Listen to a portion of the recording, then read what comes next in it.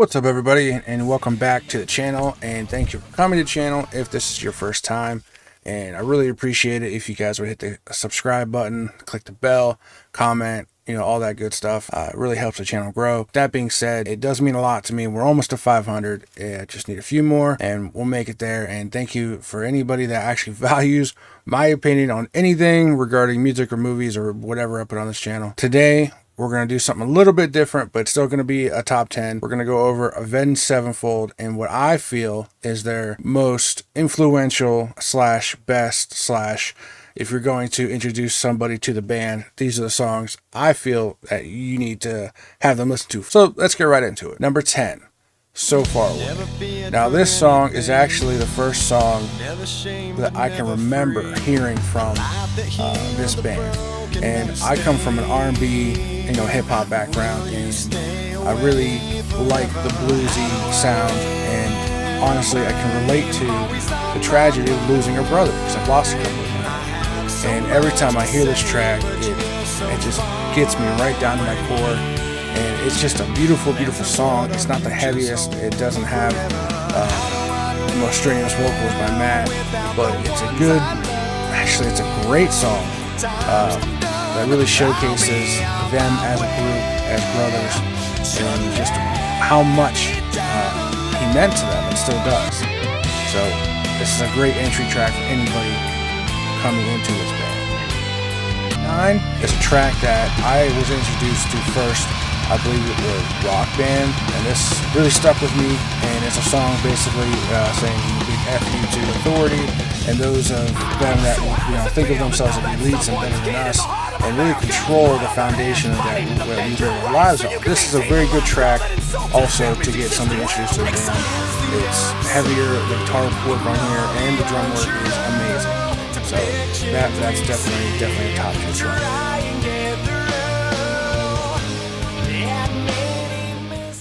Number 8 is a track that I feel is almost synonymous with the band now, even though it comes off of an album that really wasn't received as well as I feel it should have been, and that's Hail to the King, the title track off that album.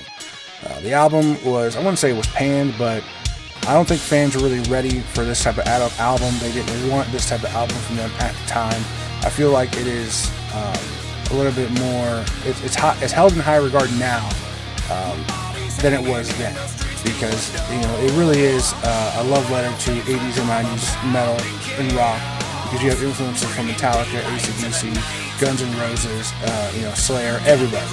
And honestly, how does that sound bad? I mean, it's got great tracks like this, Shepherd of Fire, Crimson Day, Acid Rain. I mean, the album's great front to back. It tells, I wouldn't say it tells a story, but it has a theme throughout the entire album. There's no track on it that you can say is outright bad. A couple misses, but this is probably their most, maybe their most notable track from this album. It's a good track. It's a good track. Not the best, but a good one. Number 7 is actually one of my personal favorites from the group. I always find myself coming back to it, and it's not that the lyrics were overly complex, because they're really not. The music is very much at the forefront of this track. The drums pounding, the guitar work is great. Matt's voice is probably his best here. The track itself is it's heavy, it's good to listen to.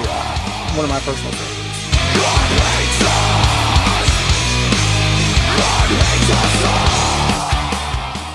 6, another track that I actually found on Rock Band, and that's Almost Easy. The track, it's kind of self-explanatory.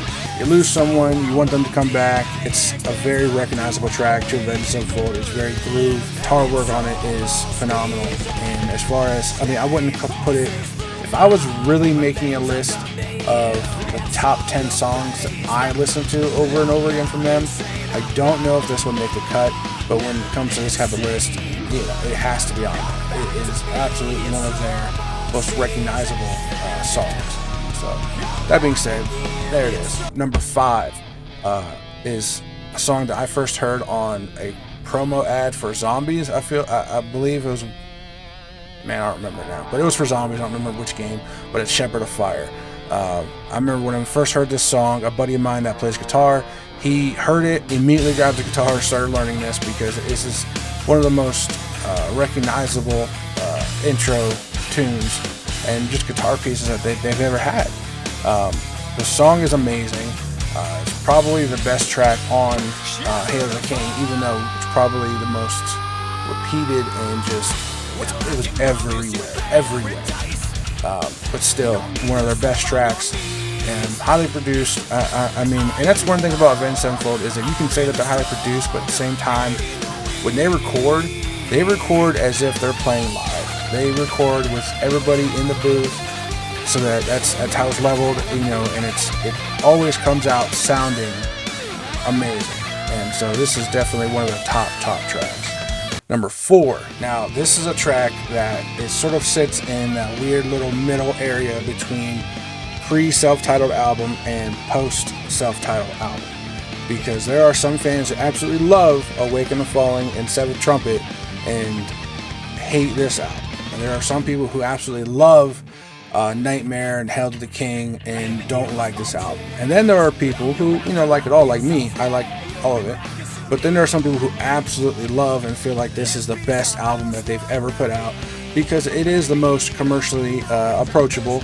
It is the most fan friendly, because there's nothing on this album that, you know, it screams offensive. I mean, there's literally a song called Scream about what we're not gonna get. But this track to me is the perfect middle ground between their heavy and their not so heavy.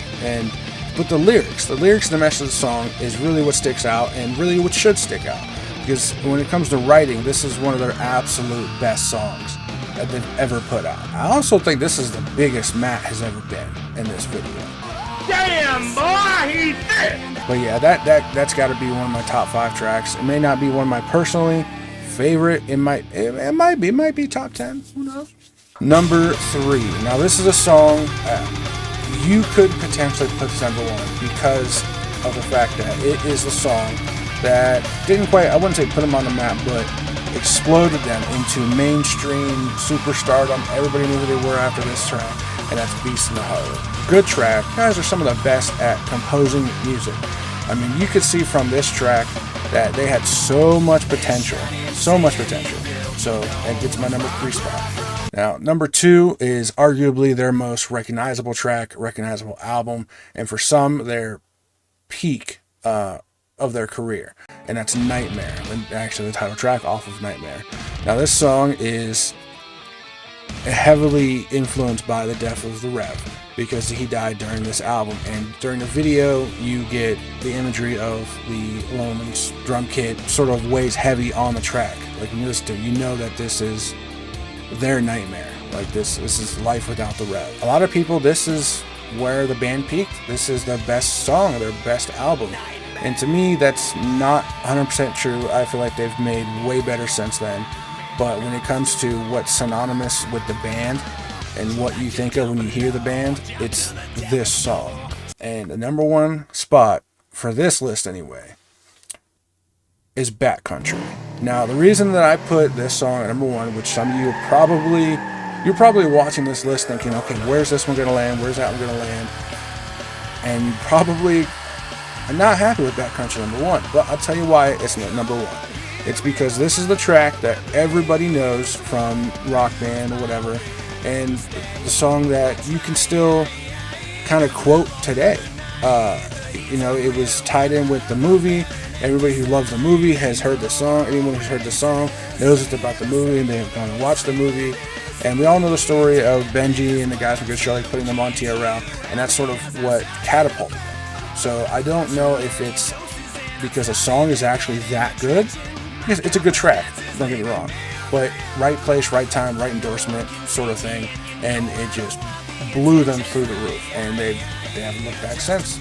As far as influencer goes, that's why this one takes number 1. Take it as if you had a person and they had never heard of Avenged Sevenfold before, and you wanted to give them 10 songs to start out with.